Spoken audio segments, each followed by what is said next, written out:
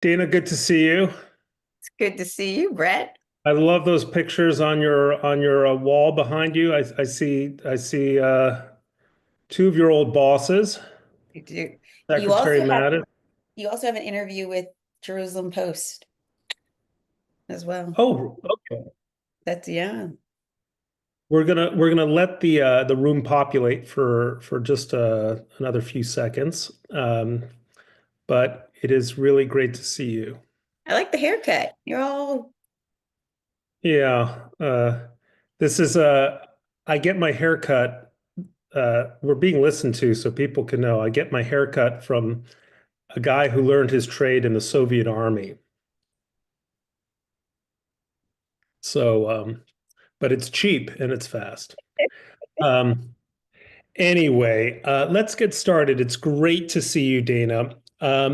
Just so you and our participants know, and many of our participants come to our these talks on a regular basis, but I'll repeat it all the same. These conversations last an hour. I will ask you questions about your really luminous essay in our latest issue on the university for about 35 or 40 minutes. And then we will invite audience members to ask questions of their own. And I'll try to get to as many as I can. To those of you in the audience who don't know it, if you look to the bottom of your screen, you'll see a little box that says Q&A. So as questions occur to you in the audience that you'd like Dana to address, just type those questions into the Q&A function, and I'll try to get to them. And the questions I'm most likely to get to are going to be short and to the point and have a question mark at the end. It's hard for me to read through statements. So let's get started. It's really a privilege for me to introduce my friend of 20 years or so, a long time, Dana White. Dana has held a variety of exceptionally important staff positions in government and the corporate world. As you can see from the picture behind her, she worked for John McCain and the Senate Armed Services Committee at one point in her career. She was the Pentagon's press spokesperson, the person in charge of the DoD's entire press operation in the first 2 years of the Trump administration, first Trump administration, when Secretary Mattis was in charge. Like me, she is a fellow graduate of the University of Chicago, and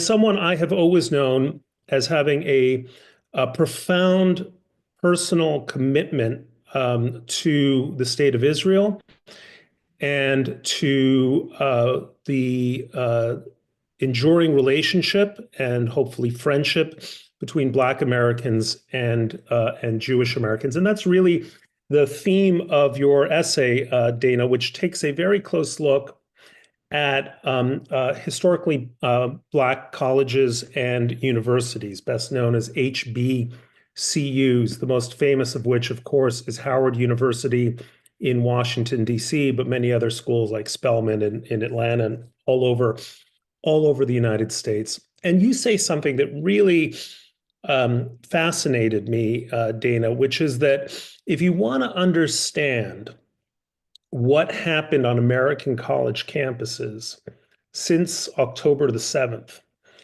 the place to start is what happened at HBCUs 30 years ago. So for audience members who haven't yet read your essay, tell us a little bit about that earlier history. Sure. So first of all, thank you so much for having me, and especially this on Holocaust Remembrance Day. So thank you so much.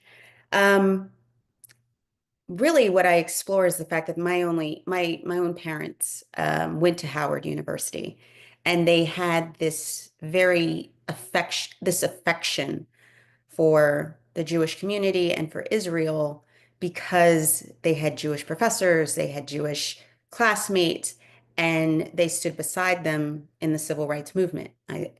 And so personally and socially, there was a bond and an understanding because many Jewish students weren't allowed in predominantly white schools because of quotas. So they were at Howard, they were at Morehouse, they were at Hampton. But in the interceding 25 to 30 years, with the change, both with the Great Society, with the riots, you had this, and integration, just very frankly, integration. Blacks, upwardly mobile Blacks, left urban neighborhoods along with Jews.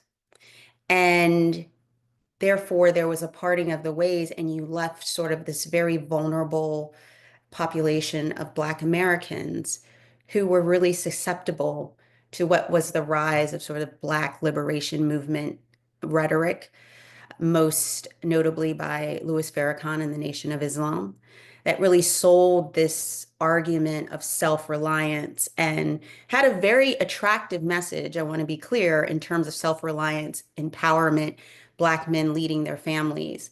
But it was also wrapped up in this venom of anti-Semitism, of who was ruining our neighborhoods, who was responsible for the capitalist, kind of raping of urban America. And it was all wrapped up in that message. And in my essay, I talk about my brother who also went to a HBCU. And in that time, he had a very different view of Israel and of Jews. And he was learning more about power and concepts of power as opposed to the historical context of who we actually have been to each other. And it became more about oppressor and oppressee. And I could see that evolution in him and being more suspicious of Zionism, more suspicious of Jews in general.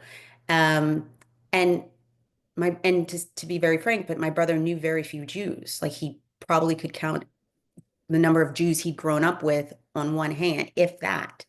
And so it was very easy for this population to be susceptible to this message, but also there was no counterbalance. There was no counterbalance of, well, but did you know that, Jewish scholars, were the bedrock of education for HBCUs, that HBCUs gave visas to Jews that were escaping Nazi Germany. Do you know about Rosenwald, who created 5,000 schools that changed the very face of Black education in the South for so many Americans? And the graduates are Maya Angelou and Medgar Evans. And so people don't understand the commonality and the history, um, because our communities have split and there's been a chasm that we haven't been able to bridge. And obviously, what happened in Crown Heights, all of those things live on in lore, without any counter, without any conversation. Um, and I think that's been the greatest threat to this relationship. You write very movingly about your mother's own close relationship with Jews in her community in Philadelphia, right? And the fact that her church was in an old synagogue, that she knew a great many Jews personally, and then all of a sudden, this is in part because Jewish communities were also at the time being redlined into places like Newark or areas of Philly. Your grandfather, as you relate it, had an important encounter in his life with a Jewish gentleman who made him one of the first managers in your hometown of Charlottesville, Virginia, and made him a hiring manager in Charlottesville. Why is it, and maybe I don't want to ask questions maybe that are too personal, but since you go into family dynamics, these stories obviously touched you, right? I mean, you knew about these stories. I have to assume you have two brothers, but the brother of whom you're speaking here, uh, They didn't have any effect at all. And why do you think that that is? That your brother didn't, as you clearly did, imbibe a family history of a really warm relationship with Jewish neighbors? One, my oldest brother, um, and my grandfather, who really did embed these stories in me. He embedded that in me. He also embedded the fact that he always was a patron of Sears and Roebuck because of Julius Rosenwald. Like every Christmas gift, every birthday gift came from Sears that I had. I think one, my brother and my grandfather were a little bit more oil and water, just alpha males that were just more oil and water. Um, and I don't think they paid attention as much. Like my grandfather was a curmudgeon and he was an interesting fellow, but he was a principled man. And when he talked about, and I actually remember reading the Diary of Anne Frank in his back room when I was sick and I was reading it. And he came in and he saw that I was reading the Diary of Anne Frank and he just lost it. He was so rabidly angry and he's like, what they did to that girl, what they did to them. And I was like, okay, grandfather, but it meant something to him. And you're absolutely right. Dr. Goodwin, who was the head of UVA Hospital in the 30s, and just to give context, the 30s, gave my grandfather a management job, which then my grandfather hired most of the blacks in Charlottesville. And because of that decision, my grandfather could have been a janitor for the rest of his life. And my life would be so different had that been the case, and it could have been easy. But because Dr. Goodwin saw him, and I think that's really important to make a distinction, is that Dr. Goodwin saw my grandfather. My grandfather was qualified. My grandfather had served in the Army. He was a Buffalo soldier. He had gone to high school in Ohio because he couldn't go to high school in Virginia. And so those stories were a part of my growing up and just understanding who my grandfather was and who he had become and why he was honored in my town, why he was like we were black royalty because most blacks had gotten their first job from my grandfather. And so to be seen that way, because I tell people it's not that anyone gave him anything. Dr. Goodwin recognized him. He saw him and he opened the door. And I think that that is so much a part of that conversation that is so different between Blacks and Jews. And with respect to my mom, she just had a very familiar relationship. She went to a predominantly Jewish high school. They read Hebrew scriptures in the morning. There was a woman, Mrs. Fisher, who was a widow and she used to get kosher pickles from her. And she told me she took her to synagogue every once in a while because she was lonely and she just took my mom. And I'm really proud of the fact that she shares the story of the five brothers, the Friedman brothers, who are five Jewish brothers who never married, never had children, and owned several properties. And they would give my mom saltwater taffy and they would let her run errands for them and I think Mr. Tommy ran the numbers, right? Like it was such a familiar feeling. And so she had a great deal of fondness. And I also think you have to think about the church and how the church has changed. The church very much is the center of Black community. And up until that point, so much of going to church was focused on Exodus, was focused on the promised land. I mean, Exodus and the Hebrew scriptures really served as hope for the slave and for the descendant of the slave. And if you think about any Negro spiritual, there's Moses and Israel and promised land throughout it. And so there was just this feeling of hope. Um, Let me pick up on two threads here that I think are really significant. Um, which is, and maybe I'm reading too much into it, but two things that strikes me just reading your essay a little bit between the lines. is that a young student at, say, Howard in 1965 would have had a very powerful grounding in the traditional Black church at the time, being led by people like Dr. King, very much rooted also in Hebrew scripture. By the time your brother goes to college, I guess in the 80s or 90s, we are talking about a diminishment of the role of the church and, as you put it, a very powerful and concerted effort by the Nation of Islam, Louis Farrakhan's group, to really insinuate itself in HBCUs. And I want to pick up on that transition. The other one, maybe this question is too long, but the other one is this. You mentioned earlier that it 60 years ago, when your parents were in college, they were looking at historical events, right? I mean, names like Julius Rosenwald, it's just a historical figure. Fast forward 25 years, and history is being supplanted. History, as in a story populated by actual people, is supplanted by critical theory, by ideas of power dynamics between groups, who has it, who doesn't, why racism, not as a series of individual bigotries or even cultural bigotries, but sort of systemic bigotries.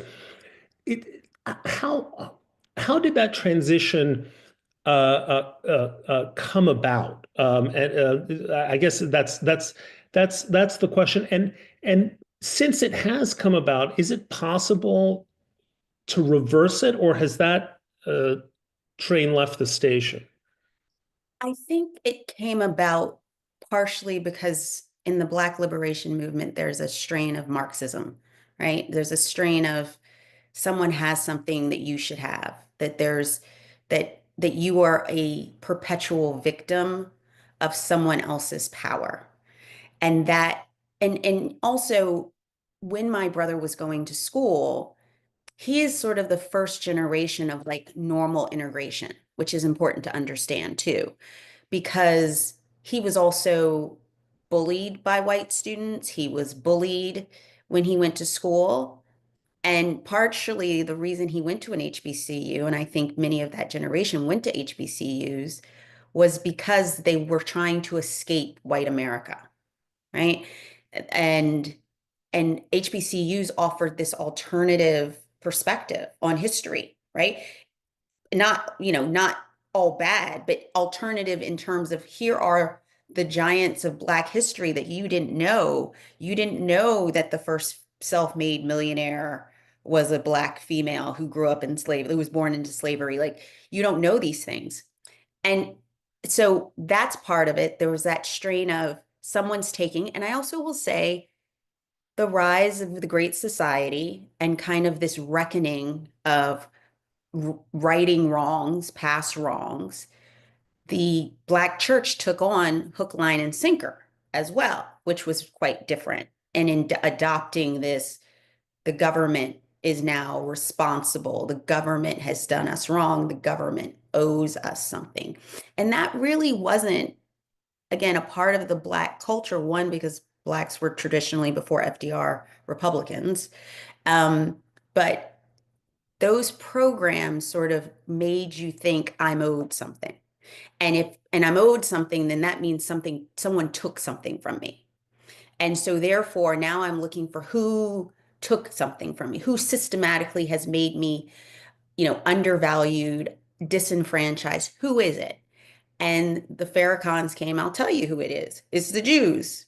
The Jews, they have slumlords. They were part of the trade. Every part of Black oppression has had Jews a part of it. And you hear that, and again, no counterbalance. It becomes normal. It becomes normalized. Now, can we get back? Absolutely, we can get back. And I'm actually really encouraged by some of the things I've seen at a few HBCUs that support Zionism, who have sent their professors to Israel. One university has sent 48 students to Israel. So there are 107 HBCUs, and they're different in character. And so they have different takes on this. But yes, there are partners within these communities that are willing to work and understand and bring this relationship closer together. So let's kind of move that thought forward because, I mean, one of the surprises for me personally in reading your essays, I had no idea there were Jewish students at Howard University or other HBCUs.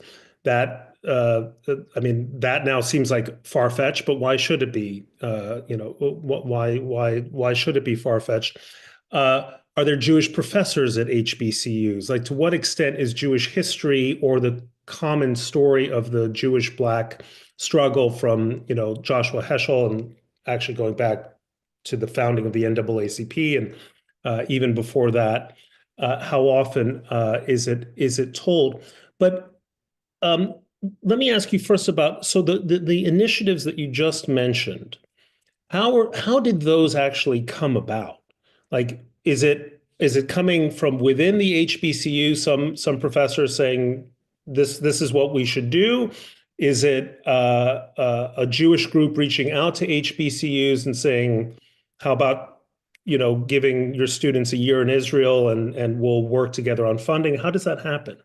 Much of it has happened internally. So, like Voorhees, Dillard, they have schools of Black and Jewish studies.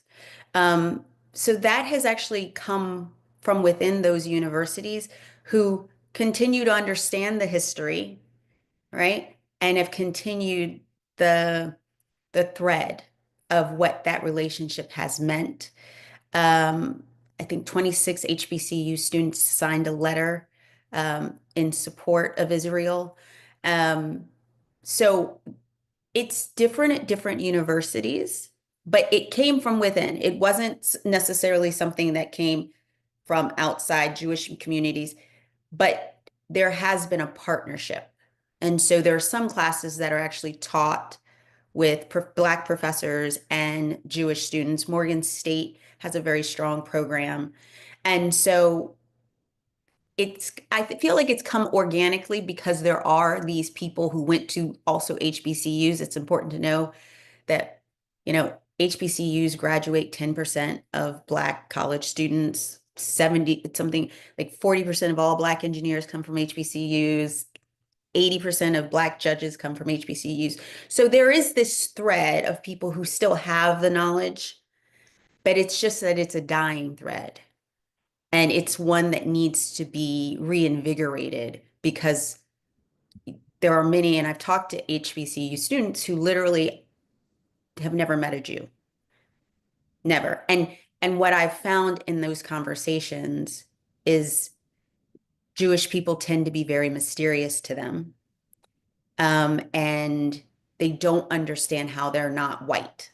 Whereas for my parents, and with segregation and quotas, my parents and my grandfather knew that they weren't white, right?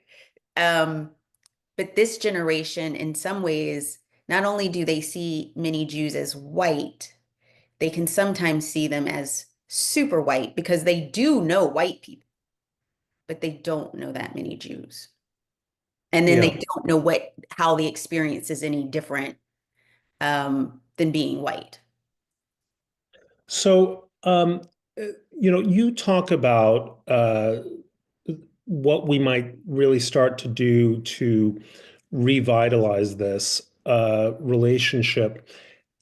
I had an interesting conversation actually on this platform with Richie Torres, the really terrific congressman from the Bronx. And it's a really, I think, a very positive conversation. But I said to him, like, surely the Jewish community, obviously, could we be thinking about endowing departments, professorships at HBCUs and like making inroads there? Absolutely, lots of things. But I asked him, like, well, what is the Jewish community doing wrong in your view in terms of repairing the relationship? It's a two-way street relationship. And Richie said something which I thought was very thought-provoking. And he's really like, I can't think of anyone I admire more in American politics than Richie.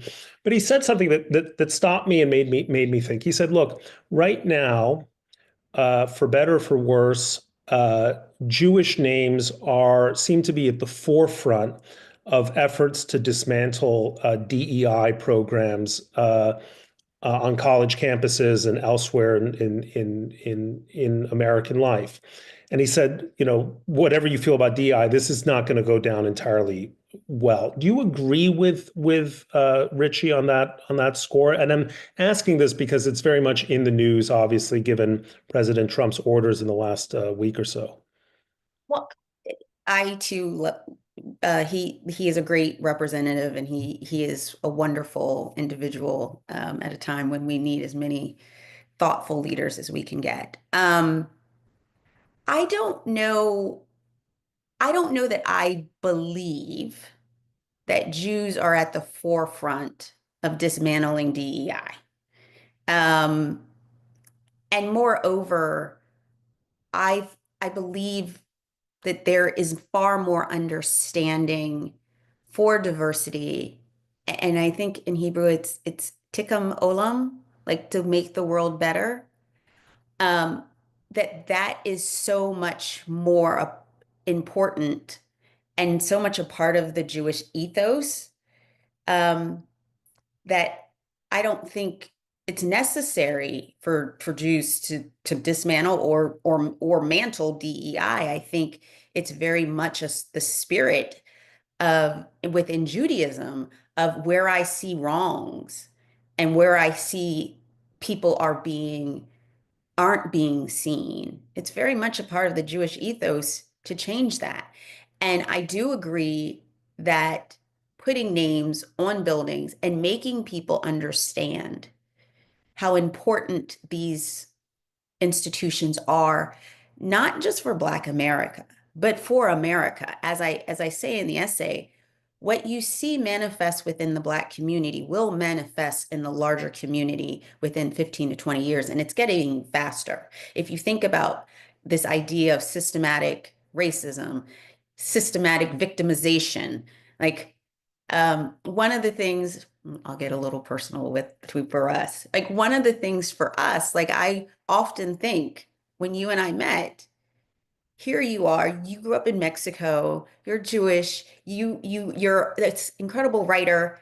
You and I bonded because of our values, not because of our identities, right? Because of our principles, because we both suffered through University of Chicago, right? Like that is something that we need to get back to and Well, we understand. bonded over American Idol. American Idol. Absolutely, right? Um, but those are the things that we need to get back to. And I think the Jewish community is very capable of having those conversations and very capable and open to that, more so than I would say any other community. Um, and so important to me personally is I've seen the history of how Jews have contributed to the benefit of other people on a very personal level, as well on a micro level, my own life, as well as on a macro level.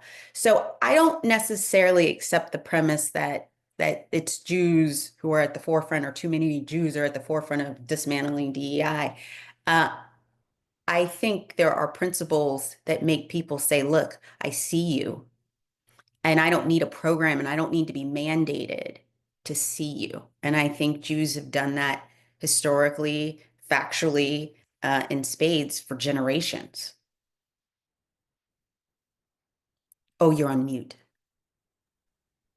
I usually have these conversations go on between me and the author for 40 minutes, but I'm watching out of the corner of my eye the chat function being populated by some really good questions. And so I'm going to break with my usual format and go a little bit earlier to questions so that we can get more of these questions to you, Dana. So the first question comes from Neil Feldman.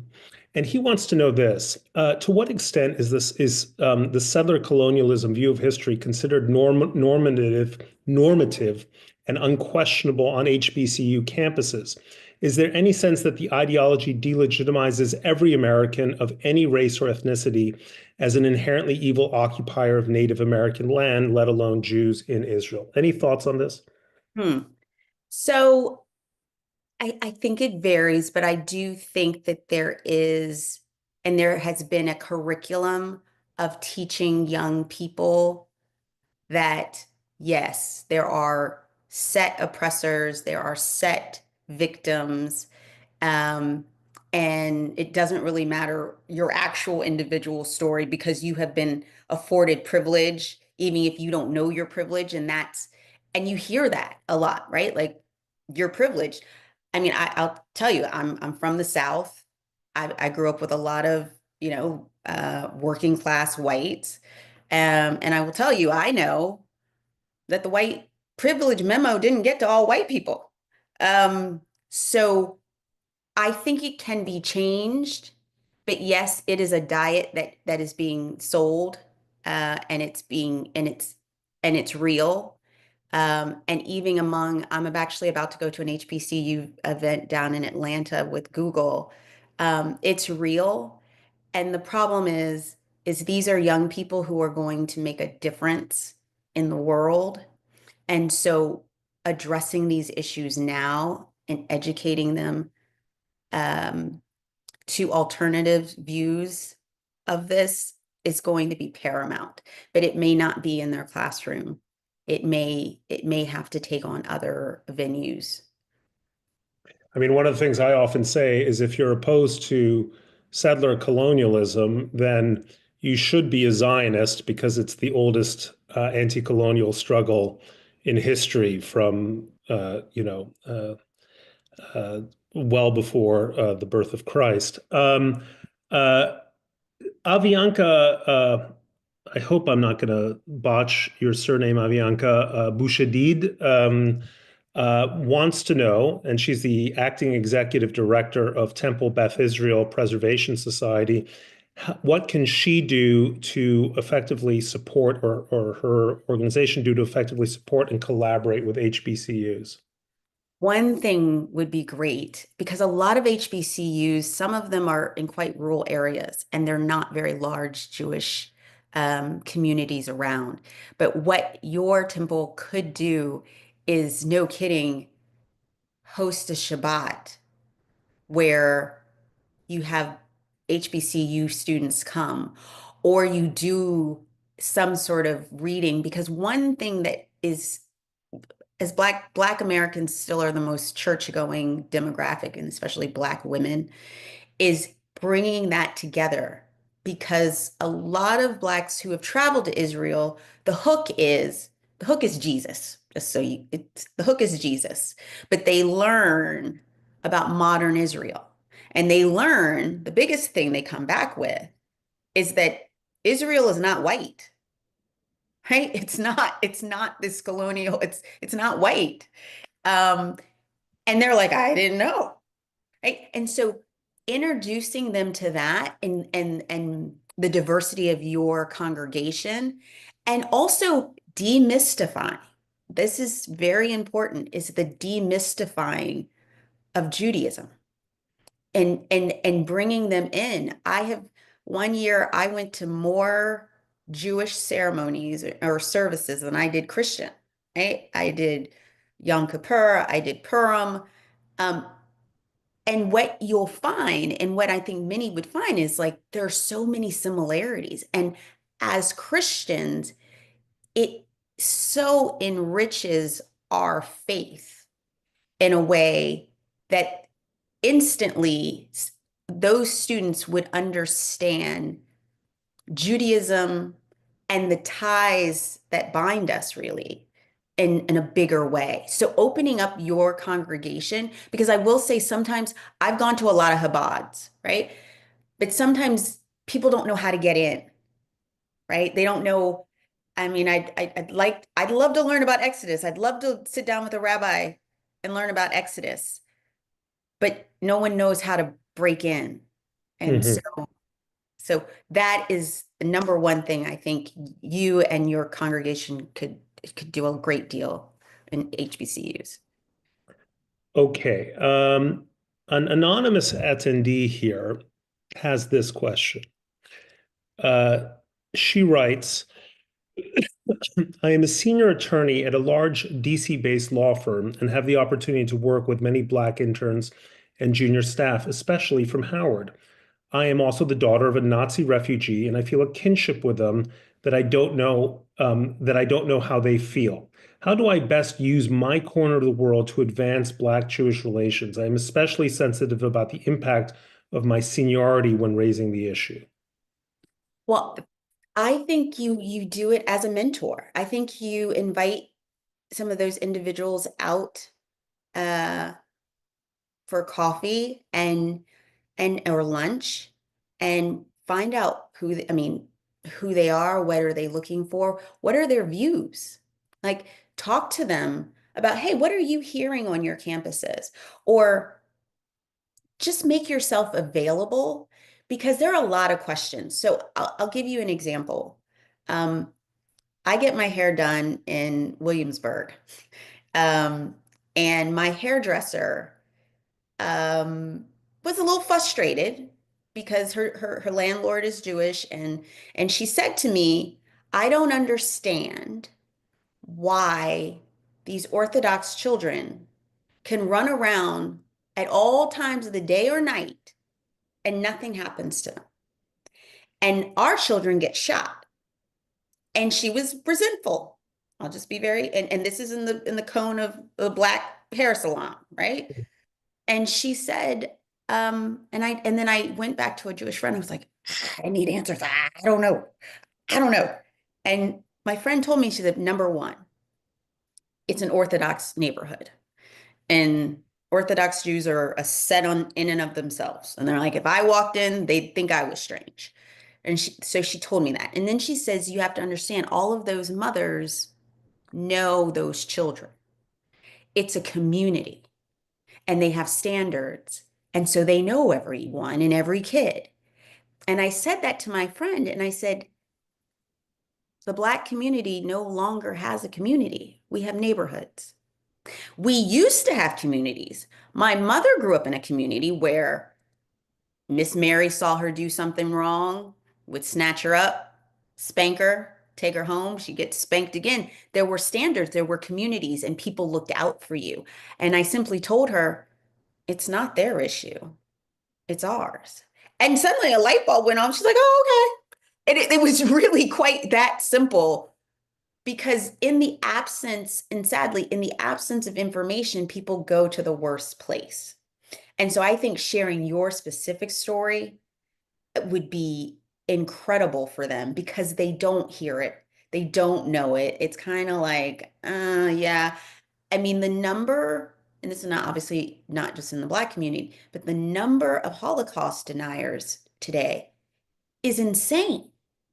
It's insane among very educated, very well-placed people that you just can't imagine think these things. So to be able to sit down with you would give a face to it. And that's something that so many HBCU students just don't have an opportunity to see. What you didn't mention, Dana, is that although you go to a hair salon in Williamsburg, Brooklyn, you live in Washington. So that must be a heck of a hair salon for She's, a she's really good. 250-mile trip to get your hair done. Um, uh, Here's an interesting question from Tom Griffiths, mentioning the fact that we're both University of Chicago graduates and that the Windy City is the home for community organizing movements inspired by the ideas of Saul Alinsky, which community organizing encouraged collaboration between many Blacks and Jews on the liberal left and was the power base for the ascendancy of Barack Obama. What's your take on community organizing? Is it incompatible with the approach that you favor, or should community organizing embrace the stories and relationships that are dear to you both? So I'll be very honest. I mean, we both went to Chicago. I am still confused about what it means to be a community organizer, to be very frank with you. I think that I am for any group of people who are looking across to say, hey, how can I help? What can I do? Um, and sometimes it's hard to show up in places. So I encourage people, insofar as community organizing, and Jews do this really well. And I'll tell you, Black folks don't. I find that Black folks don't do this very. It's very hard to walk into spaces where you're not at, right? It's very difficult. And so the more community organizers of both populations, communities can come together to create something that feels safe for others to come to, I think it's better. So, a Black community organizer, yes, they can get a bunch of Black folks, and a Jewish community can get a bunch of Jewish folks, but who's the person who's going to bring that together? That's what we need to focus on because it's there, it's pop, it gave rise to Barack Obama. Um, but it's the people who can cross and who can create the nexus is what's really going to change things. So we have at least two questions that basically come down to one name, Ta-Nehisi Coates. Any thoughts?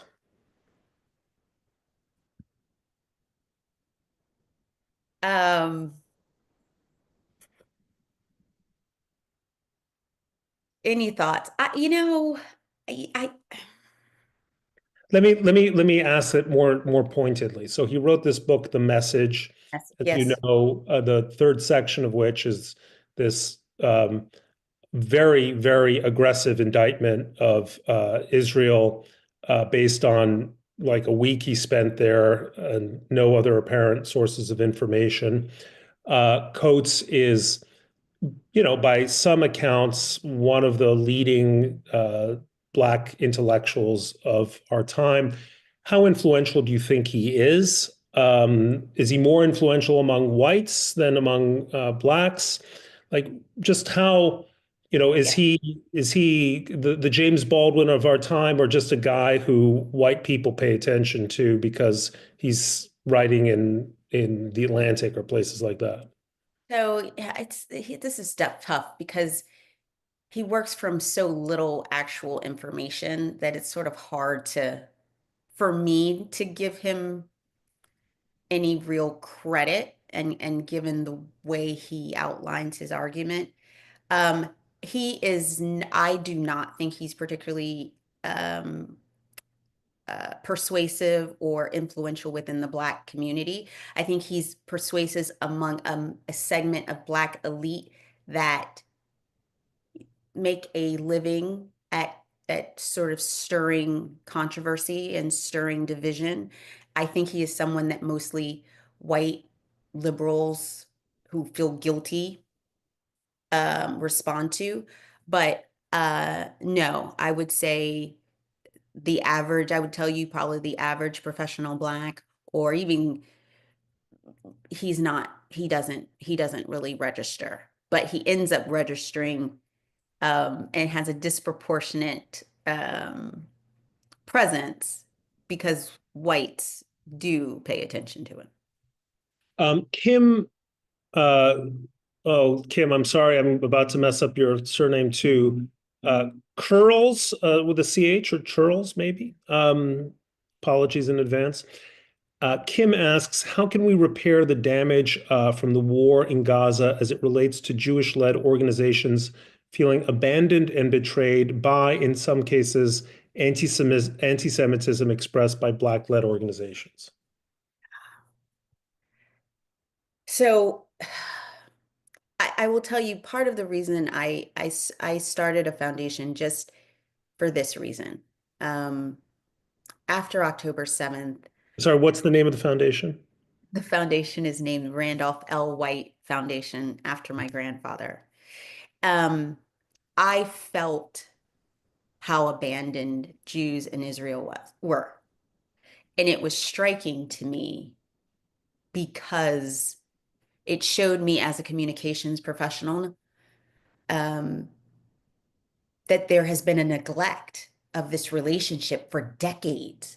Because as I was watching, the world turned against Jews in Israel within 24 to 48 hours. And no one was talking about it but Jews. And I was like, this can't stand. This can't stand. This evil has been done. And Jews can't tell the story on their own. Like there should be universal condemnation of any evil.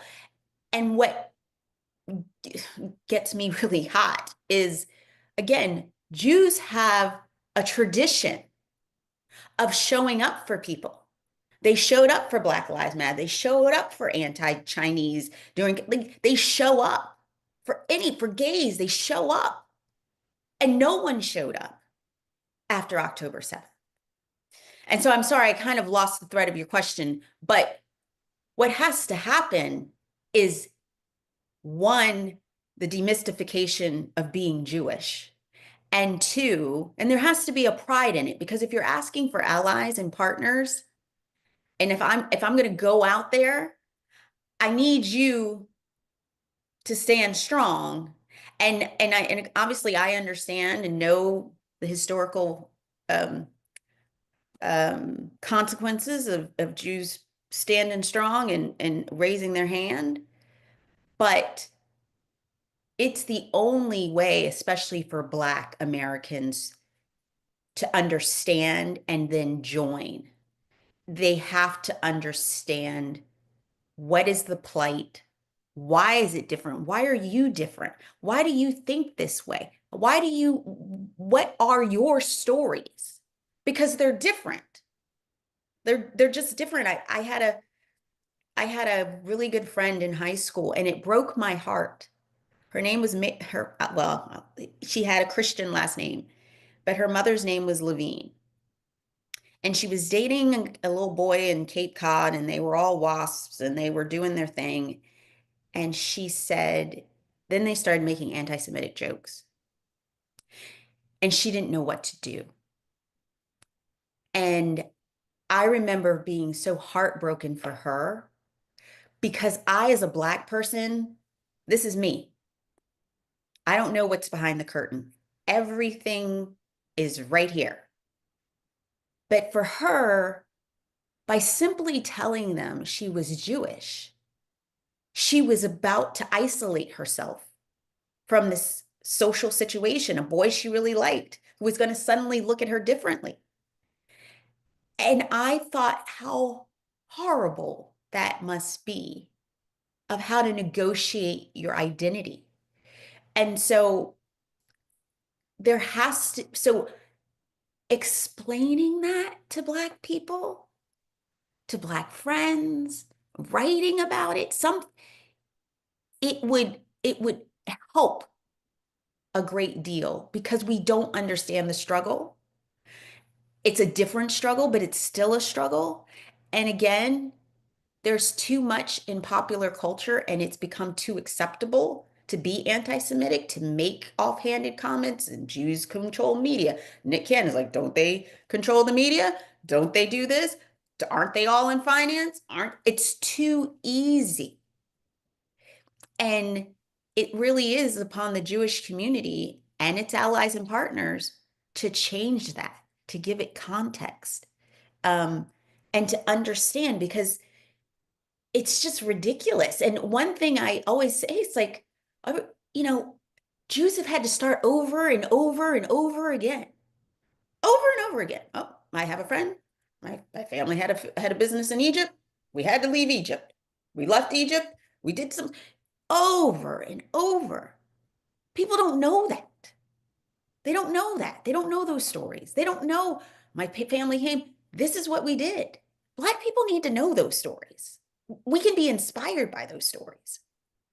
It's funny you say that, because I think what at an earlier age really moved me to embrace my Judaism and my Jewishness much more powerfully was being a Jew named Stephens in Brussels after September 11th, Mm. when um, exceptionally well-educated functionaries at the European Commission made comments to my face, having no idea that I was Jewish, that just shook me to my core. And it was really from there that within months I was moving to Israel to change my life. It's It's real. a experience.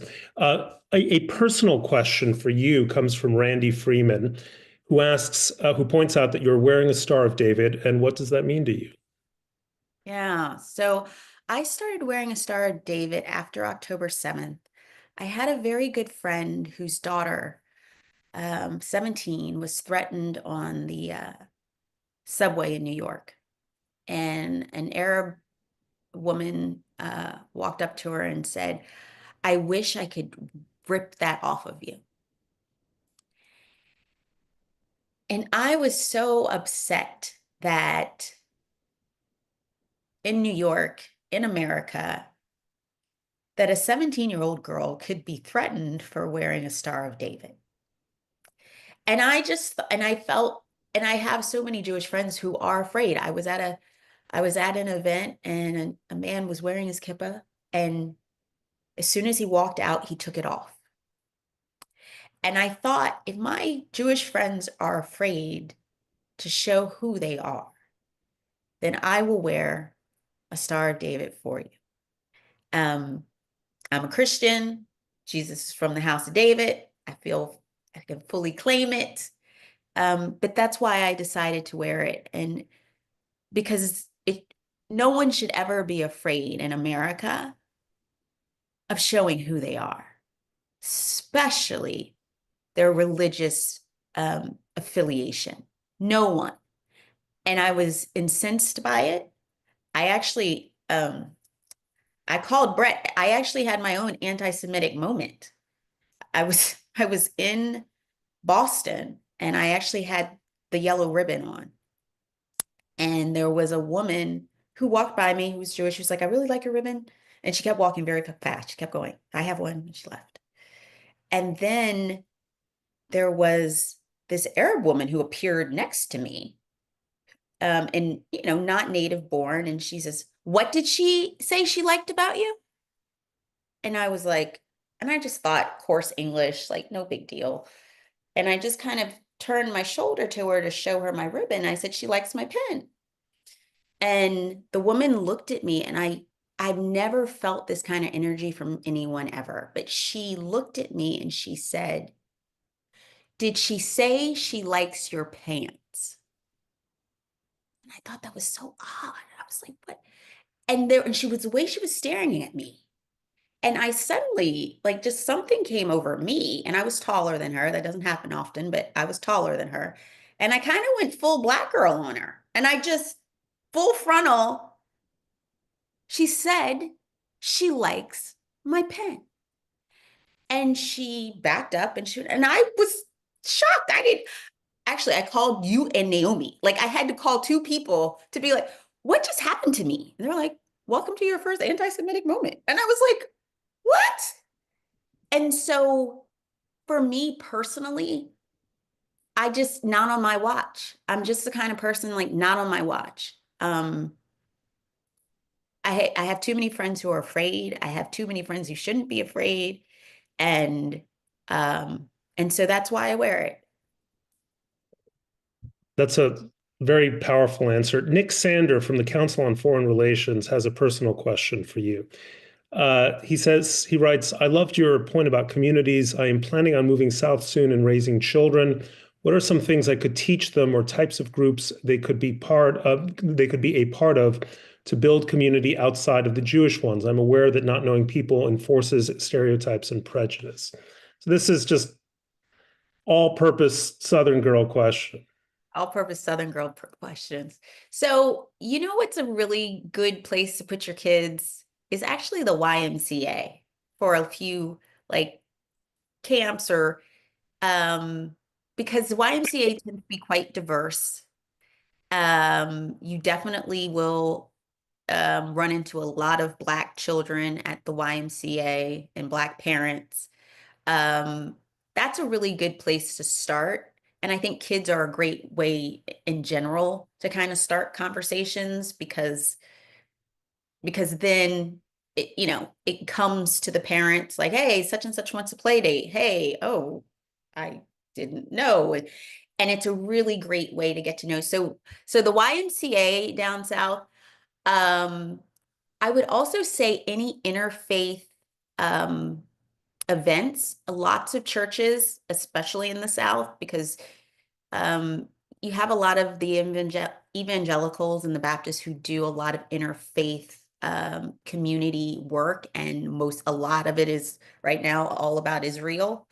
And so that can be a really good way to also meet people who share values, and you also can share your experience with people who, again, when you live down south, it's not I mean, there are pockets of Jewish communities, but it's not often a lot.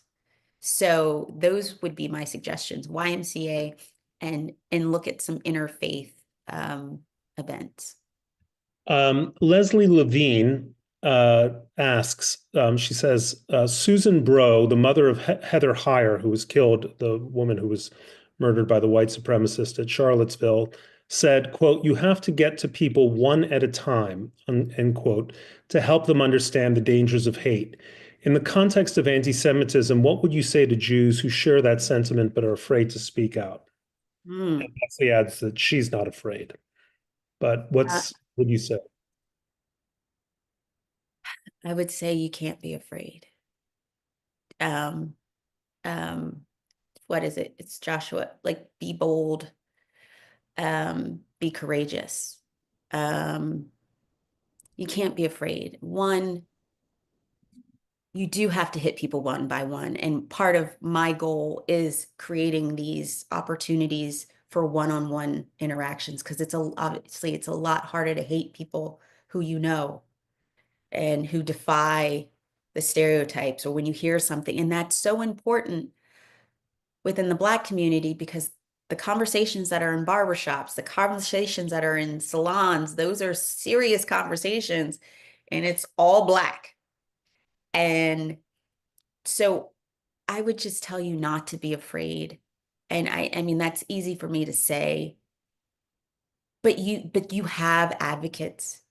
I was wearing my Star of David and the interesting thing about my star is no one ever thinks I'm Jewish, which is interesting, which is fine. Like no one ever thinks I'm Jewish. They think I support Israel and there's something I like about Jews. Like literally, I ran into a Black woman who just saw my Star of David. She's like, so what are we doing? What's going on? How can I help? Unsolicited, just because I was wearing. So showing who you are is important because there's so many more people, as we all know, who are silent who would support and would help, but they don't know how, and they don't know how to approach. And and again, I, I I'll be very very frank. Like I have Chabads have been very welcoming, but I've walked into events that were all Jewish events, um, and it can be a little intimidating. I won't lie. It's because I'm clearly not like what they're expecting, and and it's sort of like, why are you there? And so I think you have to push through that insecurity or like, am I going to be welcomed? Am I like push through it and show up who you are. And you'll be incredibly surprised, I think, by the people who will be grateful for your presence and grateful for your story. Dana, we have to end it. I have a feeling that people like me on this call could happily go for another hour. But I just want to thank you. The essay is Why HBCUs Are Key to Fighting Anti-Semitism in the University issue of SAPIR. Go to sapirjournal.org. This is our 15th issue. We've been publishing now since 2021, thanks to the Maimonides Fund, which supports our supports our efforts. Um, I think this has been an incredibly illuminating and important conversation, and a great tribute to the University of Chicago, I might add, as a side note, where we might have some additional family members going as well. We try to have these conversations with our authors on a regular basis. We will continue to have them in for our next issue, which is on the subject of diversity. So please, our goal is to offer ideas for a thriving Jewish future. Your essay offers those ideas, and our community helps make them happen. So I want to thank you for taking the last hour with us. And Dana, I'll give you a call right after this. We'll be in touch real soon. Thank you very Thank you much. all very much. Thank you.